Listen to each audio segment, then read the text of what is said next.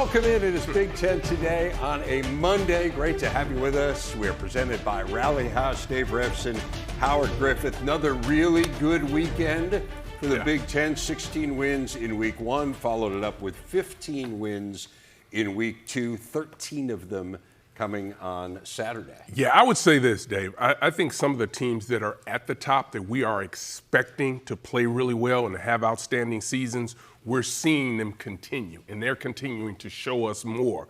This is going to be, I keep saying it every week, this is going to be a fun season for the Big Ten Conference. And I think what's exciting is it's not just the teams at the top. Yes. The Big Ten showcased its depth as well this weekend. Let's get to the big story. It is presented by Rally House. The weekend's results, the big board is always the best way to soak it all in. We are going to focus on the Saturday results on this show, but Maryland and Northwestern both got Friday wins.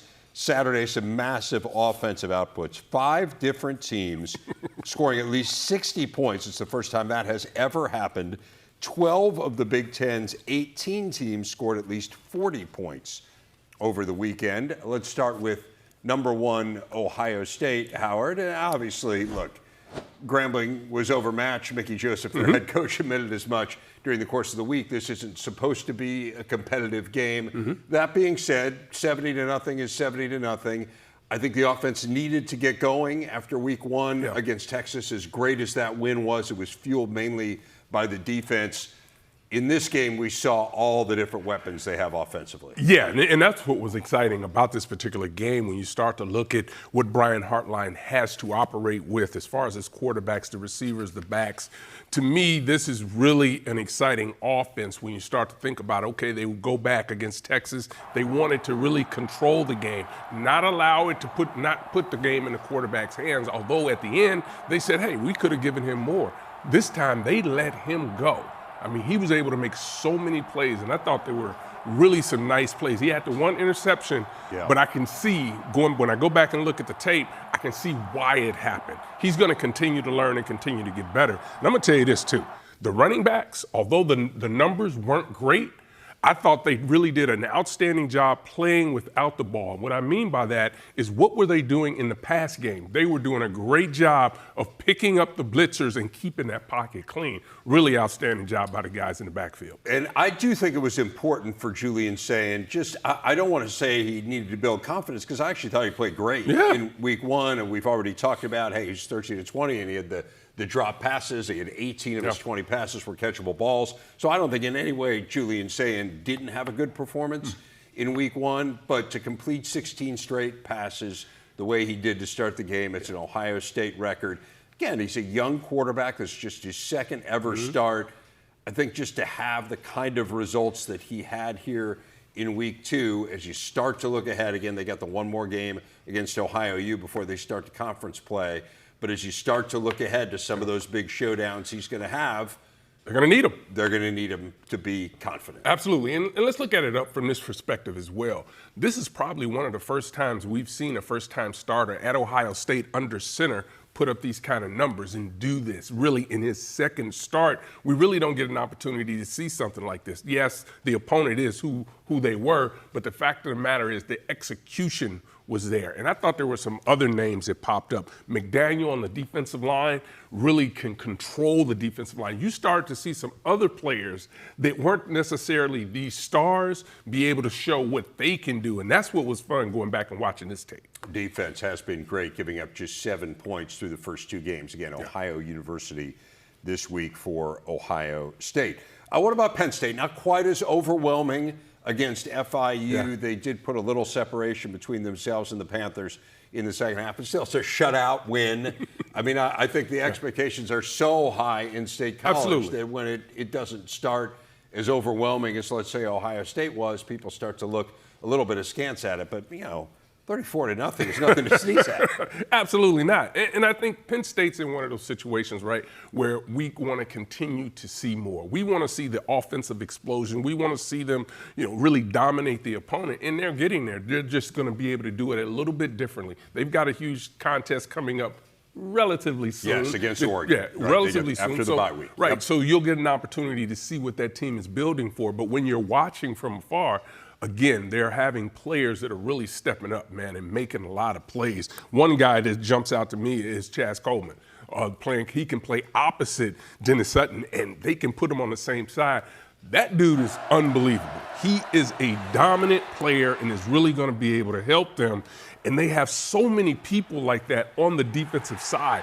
Big man getting an interception. How about that? 2 weeks in a row. Yeah. Big fellas catching interceptions. So I think they're going to be able to overwhelm people with the talent that they have defensively. I see exactly why people were really so high on this team and really why they should be. This is a dominant player, and I think they're going to continue to get better as the weeks move forward. Right. You want to see the big games. You want to see the quarterbacks play. But how about when you have a defense that'll be able to travel, that can stand up to elite offenses? You're going to need that, and I think they have the personnel to be able to do it. It's their 13th shutout under James Franklin. It's the most in the nation in that span. And again, this week it's Villanova, which doesn't figure to be difficult. Again, it's not scheduled to be a difficult game. Then you have the bye week, and then the huge home game against Oregon. And man, the Ducks look awfully good. So let's get to them. You could make an argument, Howard, that Oregon has been the most dominant team in the Big Ten to this point. I mean, Oklahoma State, I understand they had a bad year last year, and Mike Gundy probably wishes he could take some of his comments from last week back because, again, Dan Lanning was saying it added a little fuel to the fire, which you don't necessarily want to do when you're playing a team of Oregon's caliber. But, I mean, it's still a power conference team. It really is. They beat them by 66 points. It wasn't close, right? It wasn't close. They came out and really dominated from beginning to end. And this is Oregon team is always going to be looking for those little things that can give them an edge, a reason to get upset, to go out and play the way they did. But I think this is an Oregon team that's going to be a self-starter. They're going to be able to make plays. You look at what they have, the weapons they have. They're just continuing to get better. And I also go back and look to last year, right? The way they were just able to go out and overwhelm people. But we still had questions, right? What is the offensive line? What is the defensive line? To me, this is a team that's just showing up right now and just doing whatever they want to. And they're playing a lot of players like Ohio State, like Penn State. They're getting a lot of guys, a lot of opportunities and quality reps, which is why this team is going to be another one of those teams that's going to have a chance to go deep because they're so deep. That roster's so deep. They've done an unbelievable job, not just developing, but recruiting the guys. Once they get them there, they develop them. To your point, 12 different players carried the ball, 10 different players caught passes for the Ducks. The defense is really good. I mean, it's just a complete operation. It's their largest margin of victory ever against a power conference foe, 17 straight home wins overall. They're going to be in our neck of the woods coming up. Listen, I just want to see if the Duck's going to be here. Oh, the Duck is coming. I'm on Duck assignment. You're talking about the big inflatable Duck? Yeah, I want to know, is it going to be on the Chicago River or is it going to be out, closer to Evanston up on the lake? I think it'll probably make a couple travel. It can travel. But I think maybe you float it down the river early in the week to announce its presence. You know what? I'm going to go on assignment. And then you moor it off the shores of Lake Michigan. I'm going to go on assignment this week. Yeah. That's going to be my deal. Covering the large inflatable duck. They're fun team to watch. I don't imagine they're a fun team to prepare for. No, not at all. That's the assignment coming up for Northwestern this week. Let's talk a little bit about Illinois. To me, in some ways, most significant, perhaps, this win. I think we looked at Illinois as being, who can kind of be that fourth team in the Big Ten. I think there's a feeling that Ohio State and Penn State are clearly playoff teams. Certainly after watching Oregon through a couple weeks, it would be surprising if they weren't a playoff team as well. So now, who can be that team? Who can fill that spot that Indiana filled last year? Maybe it will be Indiana, and we'll talk about them here coming up in a moment because they're off to a good start. But Illinois was a logical candidate for it after the 10-win season a year ago. And I talked about this with you on Saturday. I mean, to me, I looked at two games. I looked at this game going down to Duke. I know Duke isn't world beaters, but they won 9 games a year ago, and they have a very creative defensive mind. And Manny Diaz is their head coach. You look at that game, you look at the Indiana game, and you get a litmus test on what is Illinois. Well, this first game, they win at 45-19. I think final score is a little deceptive. Okay, but because the first half, Duke played them really well. Outplayed them. But, man, it speaks volumes to be able to go down and win a game like that against a highly regarded team. And I think because we're so close to these programs, because we follow these storylines, we see teams when it's, okay, who can make that jump, as you talked about. Well, there's going to be some obstacles. Are you going to be able to handle the success? Everyone patting you on your back. Can you go on the road? Can you face adversity and be able to overcome that? And Illinois was in that position, and we saw them able to do that. So now we say, okay, all right, this is a solid team. We talked about the veteran leadership. We talked about the coaching staff. What's the next test they have, right? We keep moving the goalpost on teams, and that's just part of what we do when we're trying to see just how good they actually will be. And going down to Duke was huge for them. And again, when you look at the first half of that game, when they were just really, Duke outplayed them. Line of scrimmage was a mismatch in Duke's favor. And that's really a talented, innovative offense. They can move the ball around, and you talked about the defense. So to be able to come out of there the way they did was huge for them. Pretty amazing. You look at the rushing totals. First half, -5 for Illinois, 128 in the second half. So they started controlling that line of scrimmage that Duke had owned. And then the other thing is Illinois is such a well-coached team. And Duke just made mistakes. First of all, the 5 turnovers, but also they had a huge mistake on special teams where they had 2 players wearing the same number early in the second half. Illinois had gone 3 and out, was punting it away.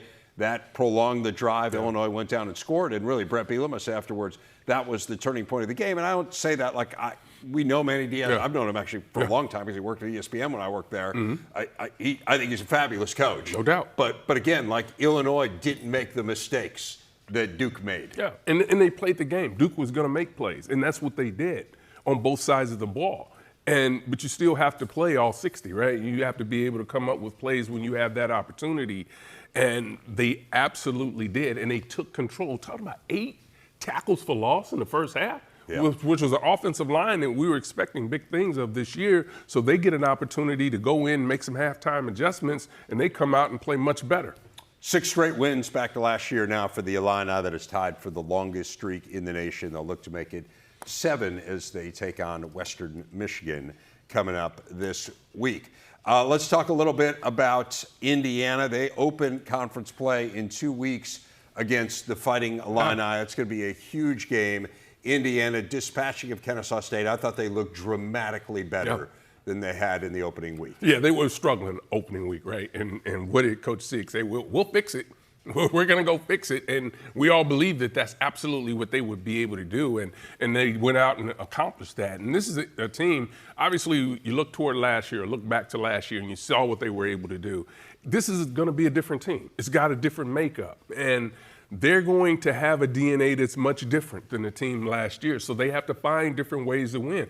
And I think when they can be challenged, which we've seen them challenge, they answer the question, right? So now, again, they've got another game this week, and then, we find out just where this team ultimately is going to be in 2 weeks. Like we talked about Illinois, it's going to be a great matchup for them, but they've got one this week that they have to continue to take care of business. It's interesting, too, when you talk about improvement, right? This whole notion of, well, you improve the most between week 1 and week 2, and the opponent's going to improve the most between week 1 and week 2 too. Right. But hey, what didn't we do well in week 1 that we can do better in week 2? I look at that red zone production. They only had 3 red zone touchdowns and 7 trips in week 1, 7 of 7. Yeah, and go ahead and execute, and that's the biggest part of it. Yeah. So found themselves not just in the red zone, but getting into the end zone as well. And again, they'll play Indiana State coming up this week. Lots more to come on the show. Speaking of the Hoosiers, big day Saturday for their new QB, Fernando Mendoza, going to join me in a bit. Thoughts on that week 2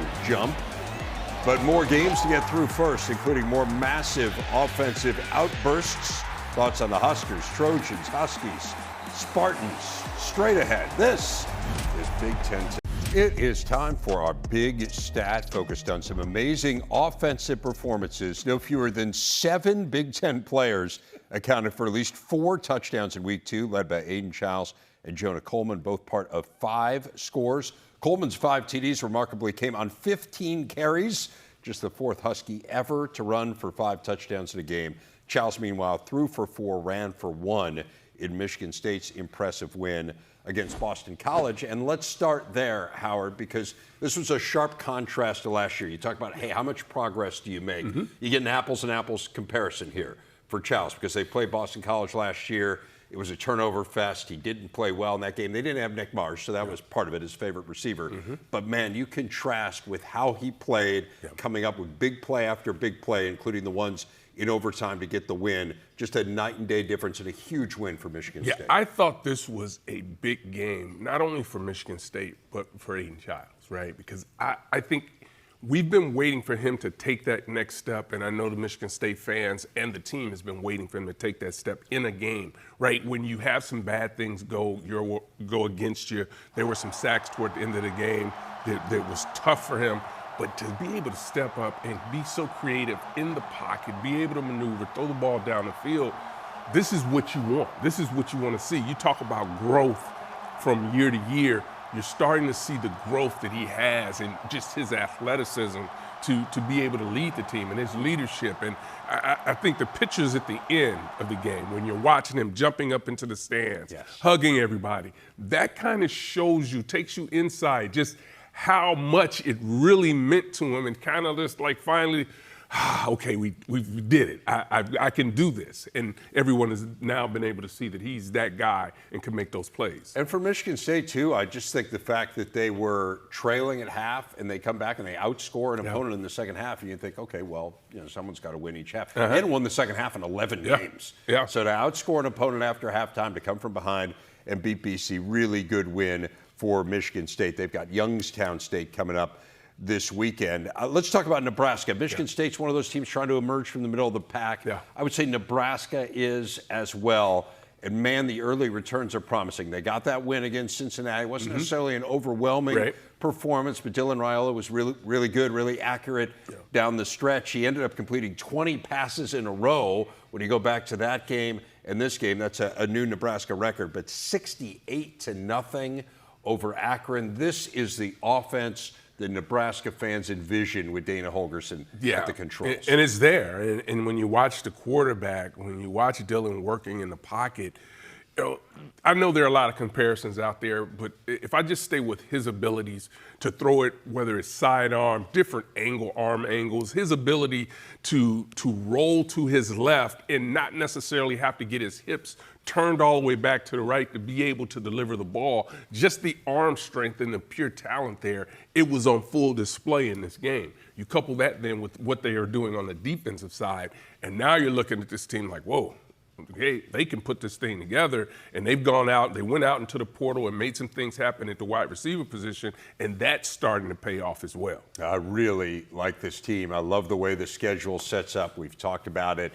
The first conference game is at home against Michigan. Their first two conference games are at home. They don't play a road game until week 6 at Maryland. It just feels like the stars have aligned nicely here for Nebraska, at least to be a factor. For us to be talking about them certainly well into October and maybe even into November as one of those teams that maybe can crash that college football playoff party. Not the only team getting a shutout win was Nebraska. Minnesota did as well.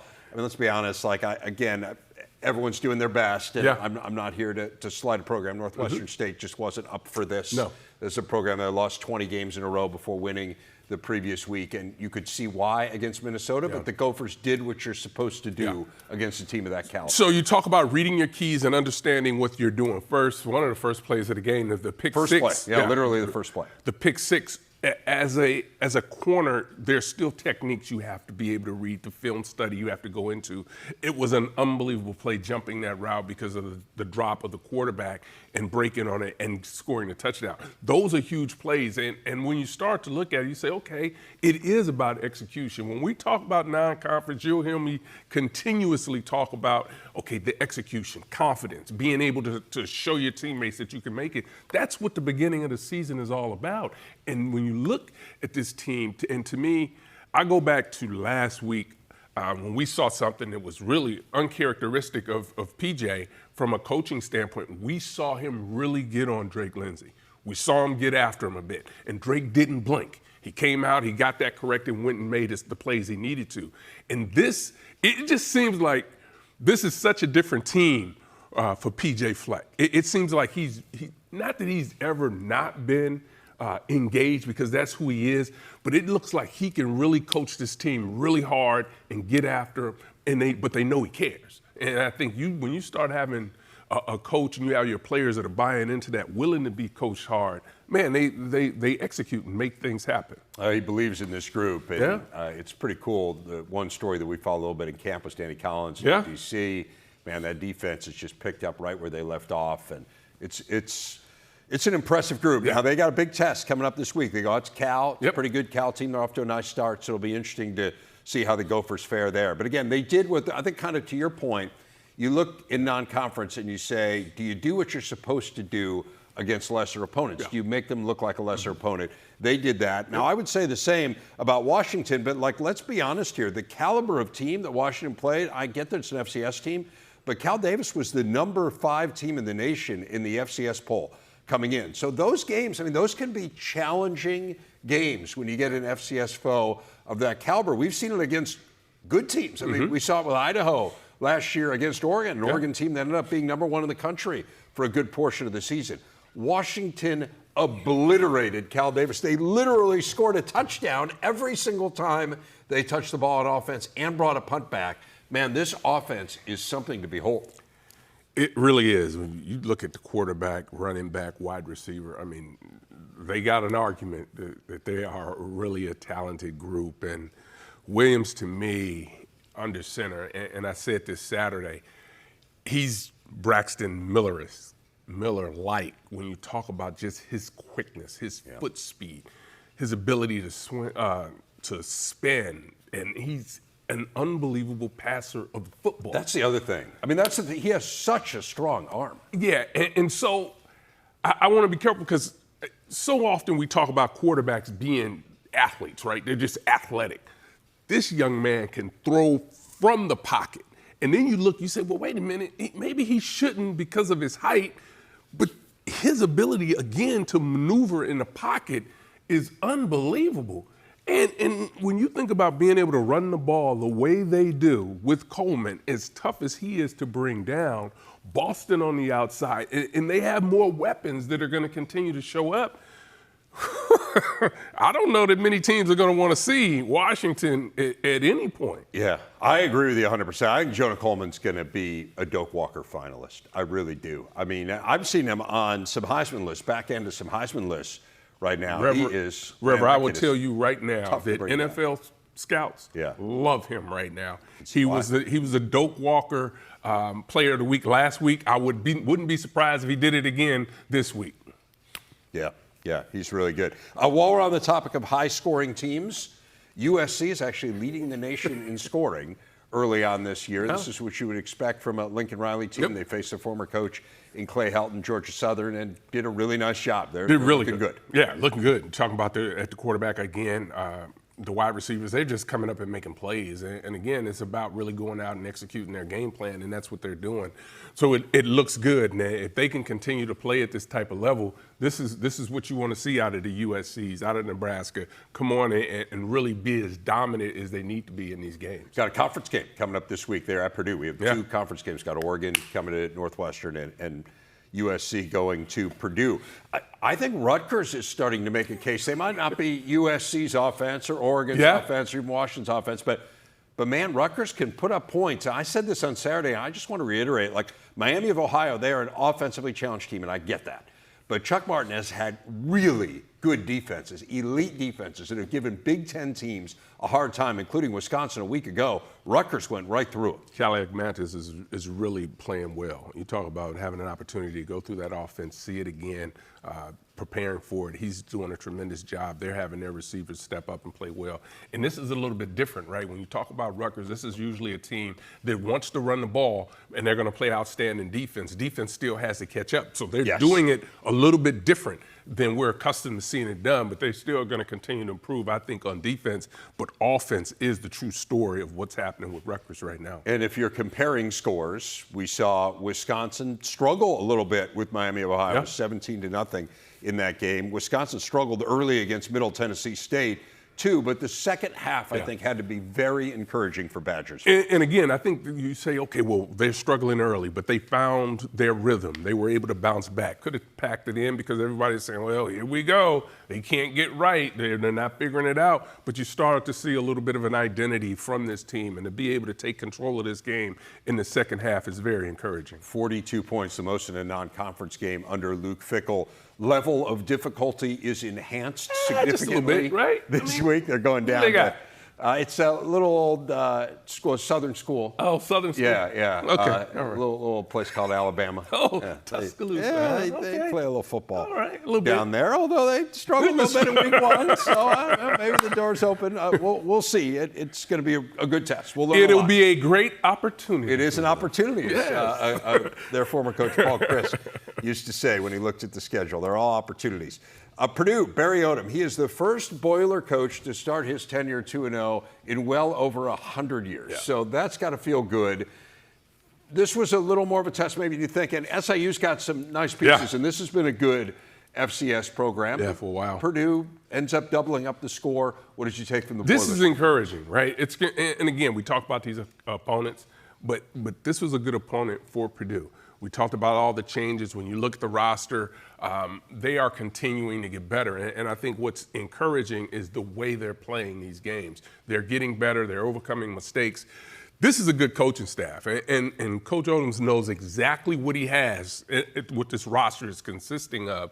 But to me, it's still a good football team that's going to continue to make strides. The record at the end of the season may not be anywhere or any way indicative of how much this team has improved, but to get off to this kind of start is really good for that program and great for the fan base. We talk about a fan base. They're unbelievable. Amazing. They got it going now. Amazing. They pack that place no matter what's going on. Mm-hmm. They deserve this. They got the big game against USC. We're going to know a lot here. USC, Notre Dame, Illinois, Minnesota, next 4 games. So we'll find out. It's not an easy schedule that Barry Odom was handed, but he's got to feel good about starting his tenure 2-0. We are back on Big Ten today. Indiana's Fernando Mendoza picking up where Curtis Rourke left off in Bloomington. The Cal transfer 4 TD passes without a pick to this point. All of those scoring tosses came Saturday in a dismantling of Kennesaw State. Mendoza, who spent the last 2 years as the starter at Cal, now over 5,000 passing yards for his career.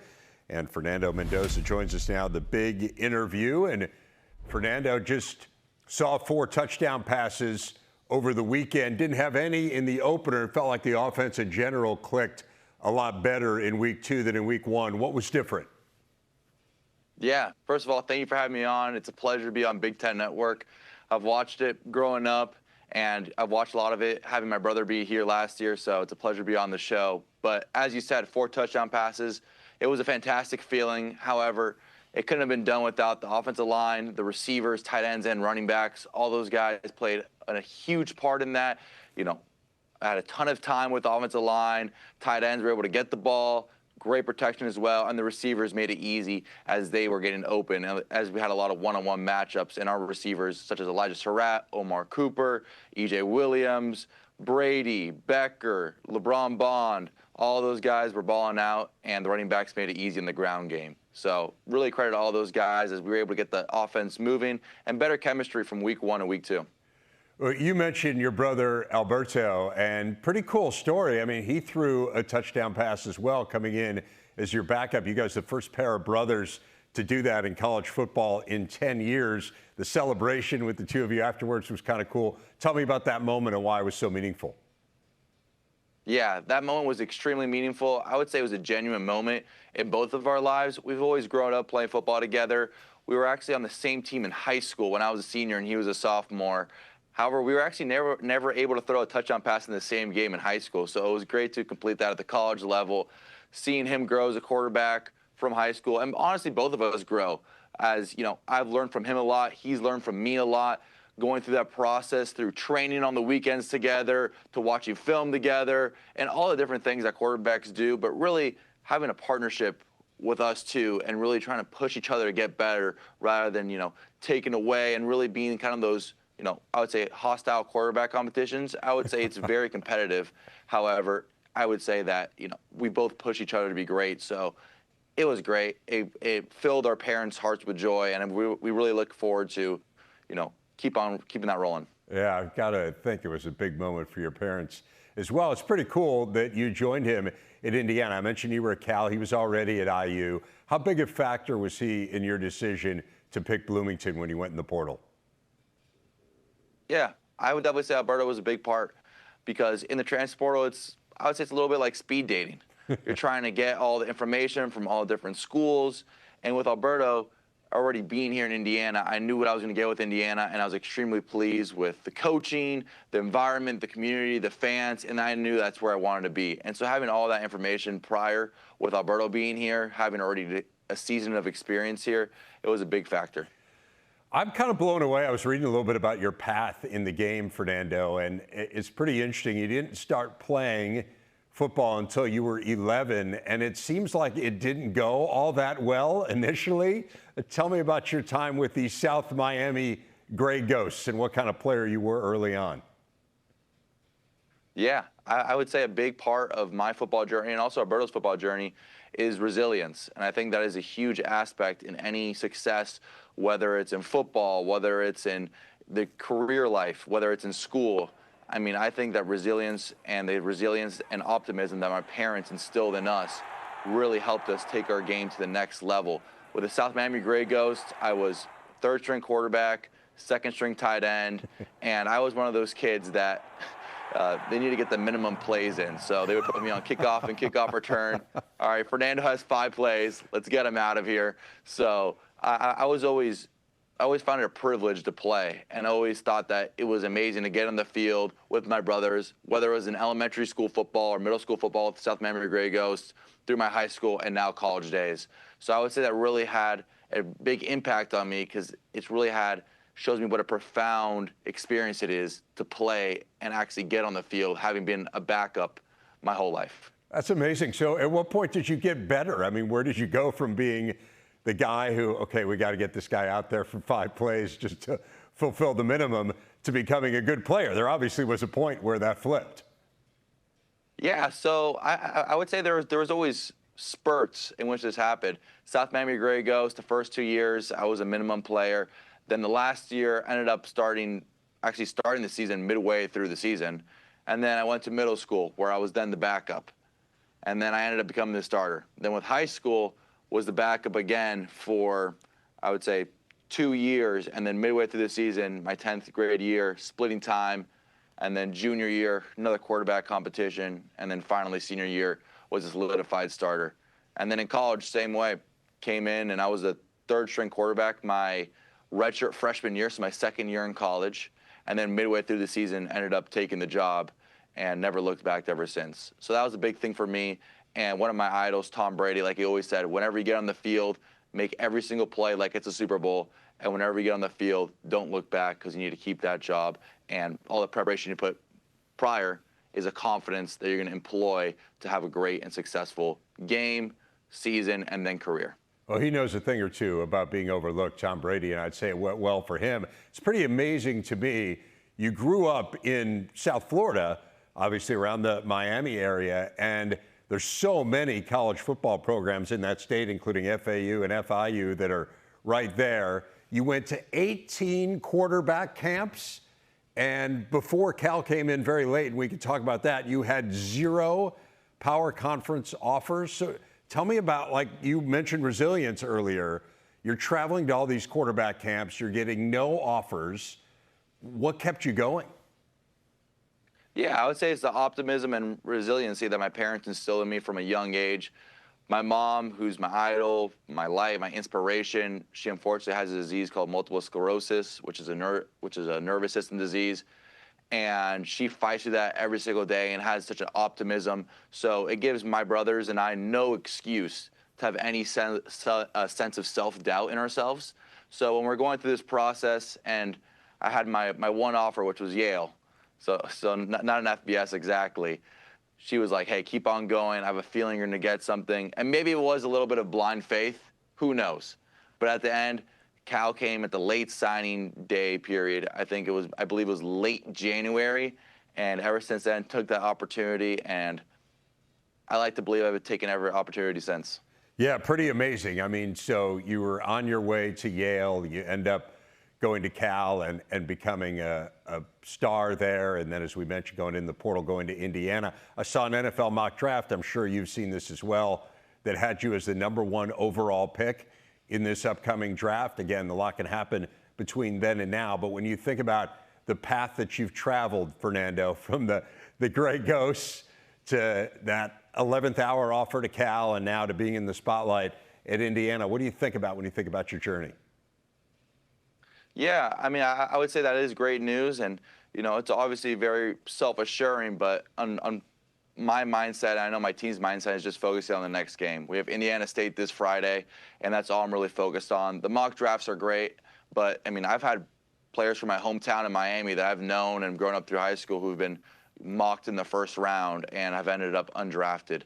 And at that point, it's not really my focus. My focus is having the best possible season I can for the Hoosiers in order to then make a decision at the end of the year, which who knows, because I have another year of eligibility. So I would say that, I'm really just focused on, this year and this game, like our Coach Signetti always says, to be focused on, the play at hand, 0-0. So I'm really focused for our first play of Indiana State this Friday at 6:30. So I would say it is always good to say, hey, to see yourself making stepping stones and seeing yourself make exponential process through being, only having one offer at Yale to then being, possibly could be a drafted player. However, I'm never taking that bird in hand. I mean, the two birds in the air. I'm always going to take the bird in hand and, have and focus on our game this Friday.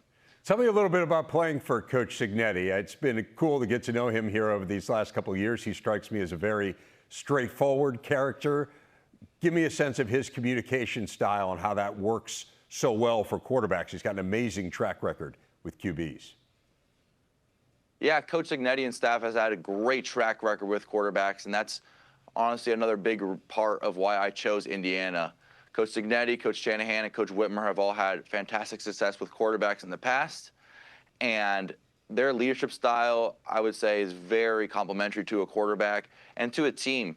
As you've seen, Coach Signetti has had fantastic success throughout his entire coaching career. I think he really emphasizes the important things, which are, playing each play like it's 0-0, never too high, never too low, and always being hungry and never complacent. And I would say all those things translate to success as he's, been through the Saban coaching tree and have really translated to a successful season in Indiana last year, and look forward to carrying that momentum into this year. The last thing I want to ask you, Fernando, you mentioned the game against Indiana State. We're excited to have it here on the Big Ten Network. But after that, you start conference play. And as you know, it ramps up in terms of how difficult those games are, starting with a really big one against Illinois. What are the biggest things you want to accomplish this week as you look at this offense, as you look at your play, for you guys to be at your peak heading into Big Ten play? Yeah, like I said earlier, I think our offense improved drastically from week 1 to week 2. I think that's a big part of all of us having chemistry together, having our first game all together with a lot of pieces in the transfer portal, to then week 2 more experience, and I look forward to us taking that jump in week 3. So I'm really excited to see how our offense progresses. And like I said, week 1, I think that there was a couple missed opportunities on my part. And I think we're able to get some of those back in week 2. However, there's still more meat on the bone that we need to take off as an offense. And especially on my part, getting our receivers the ball, getting our running backs the ball, making the right reads and adjustments on my part.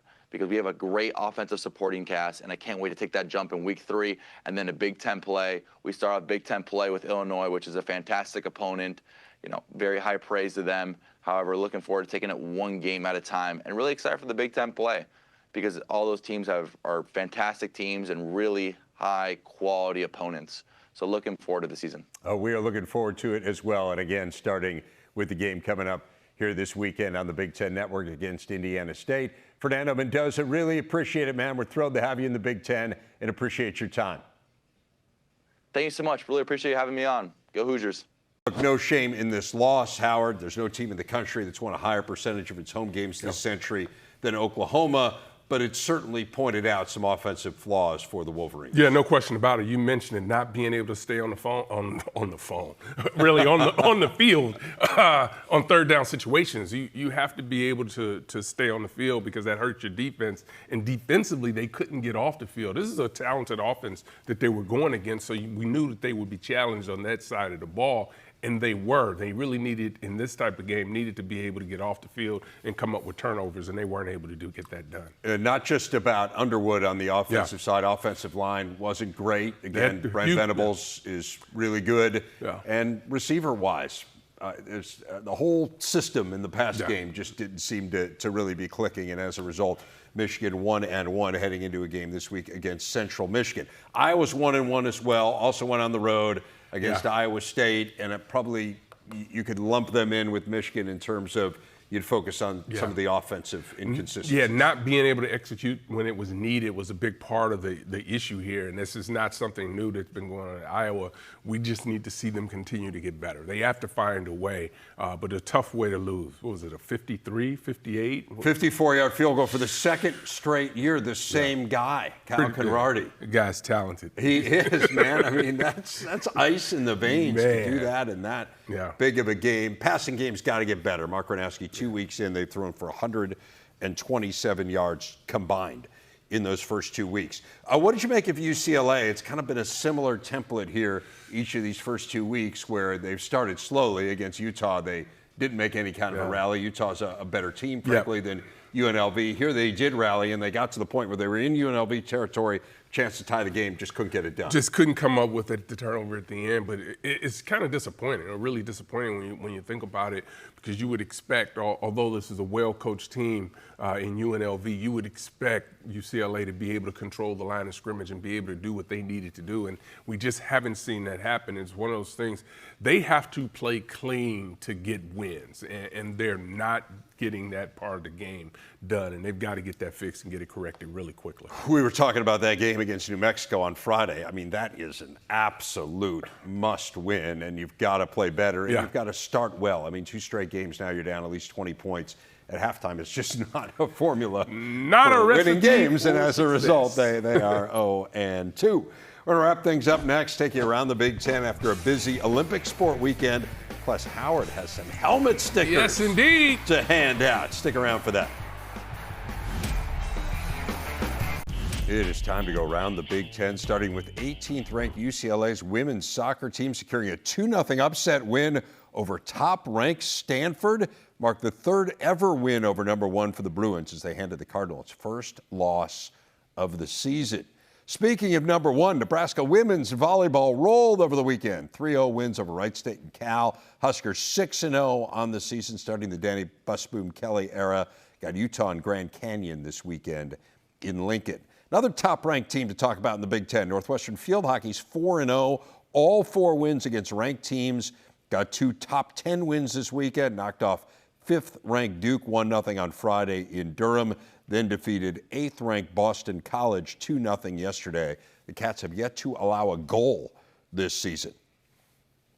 New AP Top 25 came out yesterday. Big Ten still 1-2 with Ohio State and Penn State. Oregon's up 2 spots to number 4, so 3 of the top 4 are from the Big Ten. Illinois cracking the top 10, first time since 2001. They're number 9. Indiana and Michigan, the other 2 in the poll. Hoosiers up a spot to 22, and as I mentioned, Michigan is down 8 spots after falling in Norman. Guess what is back? Highly coveted. The Howard Griffith helmet stickers. Really? We're back? Oh, people. We're back ready to go. About these. I tell you what, we've got to get some helmet stickers, first of all, because I need to start sending these out every week. You do. Right? You do. And then you need someone to be in charge of running the post office with. Well, no, I'll do that. You would do that? But let's go. Okay, let's go out west. Let's go out west. Jaden Mayava, right? Over 400 yards passing, 4 touchdowns. This offense really looks exciting, really comfortable in the pocket, knows what he's doing.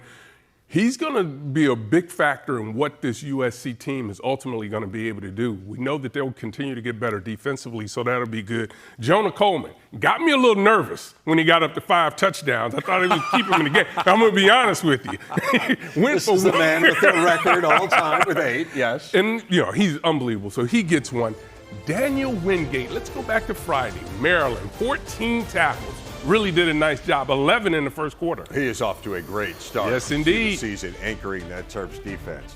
I like your record to stand for all of eternity. We'll see you tomorrow.